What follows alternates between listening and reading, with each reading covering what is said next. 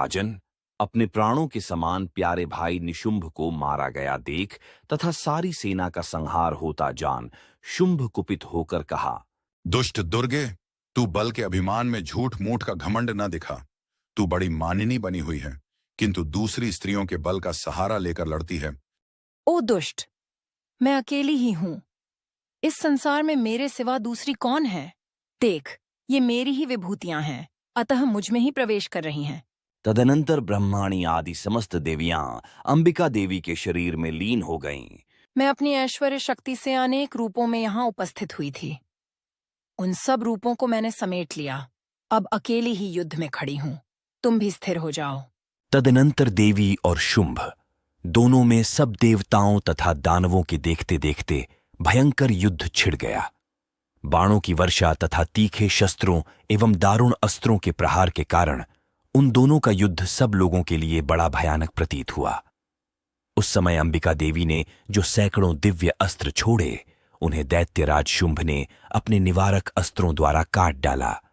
इसी प्रकार शुंभ ने भी जो दिव्य अस्त्र चलाए, उन्हें परमेश्वरी ने हुंकार शब्द के उच्चारण द्वारा खिलवाड़ में ही नष्ट कर डाला।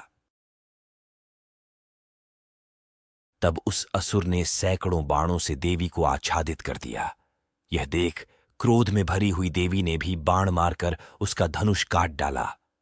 धनुष कट जाने पर फिर दैत्यराज ने शक्ति हाथ में ली, किंतु देवी ने चक्र से उसके हाथ की शक्ति को भी काट गिराया। तत्पश्चात दैत्यों के स्वामी शुंभ ने 100 चांद वाली चमकती हुई ढाल और तलवार हाथ में लेकर उस समय देवी पर धावा किया। उसके आते ही चंडिका ने अपने धनुष से छोड़े हुए तीखे बाणों द्वारा उसकी सूर्य किरणों के समान उज्ज्वल ढाल और तलवार को तुरंत काट दिया।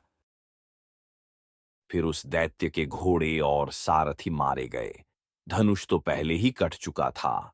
अब उसने अंबिका को मारने के लिए भयंकर मुदगर हाथ में लिया। उसे आते देख देवी ने अपने तीक्ष्ण बाणों से उसका मुदगर भी काट डाला। तिस पर भी वह असुर मुक्का तानकर बड़े वेग से देवी की ओर झपटा। उस दैत्यराज ने देवी की छाती में मुक्का मारा। तब देवी ने भी उसकी छाती में एक छांटा जड़ दिया। देवी का थप्पड़ खाकर दैत्यराज शुंभ पृथ्वी पर गिर पड़ा, किंतु पुनः सहसा पूर्ववत उठकर खड़ा हो गया। फिर वह उछला और देवी को ऊपर ले जाकर आकाश में खड़ा हो गया। तब चंडिका आकाश में भी बिना किसी आधार के ही शुंभ के साथ युद्ध करने लगीं। उस समय दैत्य और चंडिका आकाश में एक दूसरे से लड़ने लगे। उनका वह युद्ध पहले सिद्धों और मुनियों को विस्मय में डालने वाला हुआ। फिर अंबिका ने शुंभ के साथ बहुत देर तक युद्ध करने के पश्चात उसे उठाकर घुमाया और पृथ्वी पर पटक दिया। पटके जाने पर वह दुरात्मा दैत्य पुनः चंडिका का वध करने के लिए उनकी ओर वेग से दौड़ा। तब समस्त दैत्यों के राजा शुंभ को अपनी ओर आते देख देवी ने त्रिशूल से उसकी छाती छेदकर उसे पृथ्वी पर गिरा दिया।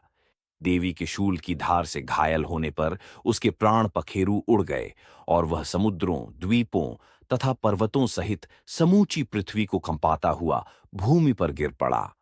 तदनंतर उस दुरात्मा के मारे जाने पर संपूर्ण जगत प्रसन्न एवं पूर्ण स्वस्थ हो गया तथा आकाश स्वच्छ दिखाई देने लगा। पहले जो उत्पात सूचक मेघ और उल्कापात होते थे, वे सब शांत हो गए तथा उस दैत्य के मारे जाने पर नदियां भी ठीक मार्ग से बहने लगीं।